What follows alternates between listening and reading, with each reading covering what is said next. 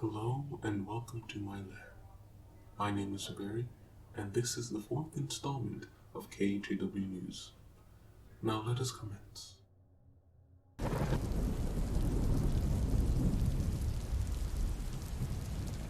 This week was a bit uneventful for my tastes.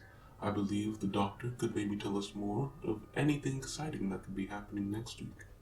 This month was Cybersecurity Awareness Month, the goal of which is to encourage people to learn how to stay safe online through cybersecurity. Our own Melanie and Kaylee have made a video to bring awareness about social media usage.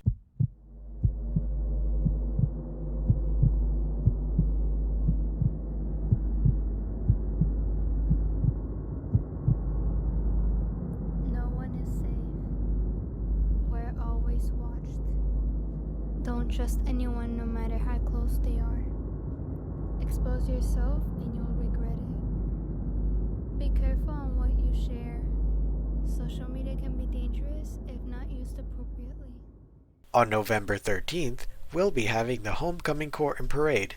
It'll take place on the school field, and students are encouraged to come with cars decked out for homecoming. There will be limited tickets sold to sit on the field, so we encourage you to get one as soon as possible. Seniors, for all interested, there are multiple career events that you may go to throughout the quarter. You can find them all in school links and sign up there. They're great resources to learn about the fields you might be interested in. To learn more, please visit advancementstudentcenter.org or contact Mr. Toss at his email atas@harmonytx.org.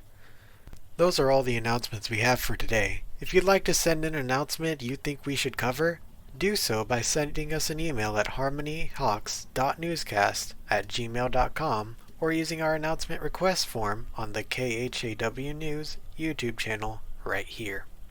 We would greatly encourage clubs to send in announcements, so contact us at any time. Oh, that is quite intriguing.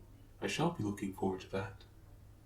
While we're on the topic of intrigue, I find it even more intriguing that there are some new changes to the homework guidelines. There's nothing scarier than more homework. Let us ask our local investigator to find out. Hello, and today we have the Dean of Academics, Ms. Payton. So, Ms. Payton, we heard about some new homework guidelines. Could you tell us more about that? Sure. So, with the new experience that we're all having with distance learning and everyone working from home, we took a lot of the feedback that we got from the students, and we decided that across the board in all classes it would be best if there was a limit on the number of assignments that students were required to do outside of class hours, just so that everyone was kind of doing the same thing across the board. And so in all of your classes, for the most part, with the exception of AP classes, because sorry, you signed up for that, you'll be doing 2 homework assignments a week. And those shouldn't take you much longer than around 30 minutes per assignment. And hopefully that will limit the number of hours that students have reported spending trying to do the work outside of class. So we had a lot of students saying that they were just overwhelmed with the amount of work that they were doing, that they were working, long into the night, and they never seemed to be caught up, and that they felt like they were just always in front of the computer. And we at Advancement don't feel that that is healthy. And so we want you guys to be able to balance your life as best that you can in these circumstances. And so that was what that was all about. That's good to hear. So, how long do you think this policy will be in place? I don't know, probably the duration of this situation, which is distance learning and learning in front of a computer screen and learning through Zoom and through Schoology. And when you're in a situation where you're not coming to a physical location for school, it's hard to have, know the line between when things start and stop. It just feels like you're always in school. And a lot of teachers and admin found that out when we started working from home. There's just no real stopping point. When do you stop? Because you're home and you're always working. And so it feels much better if you can walk away at the end of a day. And so that's what we're trying to provide for our students, is a reasonable stopping point in which you close your computer and you say, I'm done. And when you do that, you should feel like you're truly done and not that you're just walking away from unfinished work. Awesome. So will policies similar to this be made throughout the year as problems arise?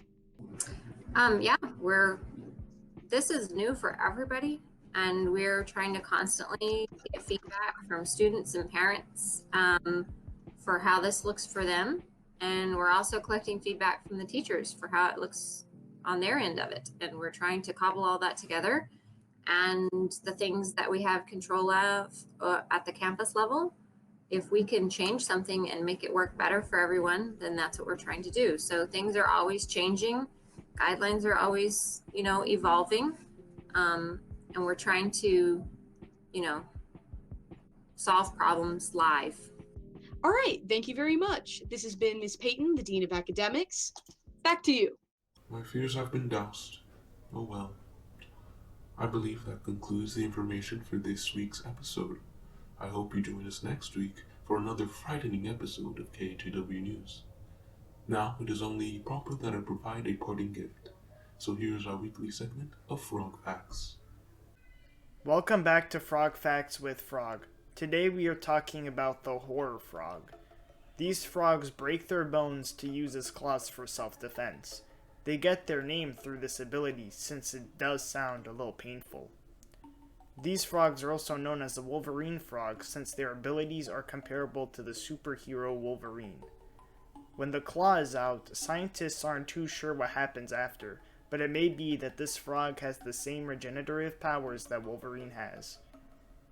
Thank you for watching until the end of this week's newscast. Have a great Halloween, and I will see you guys next time.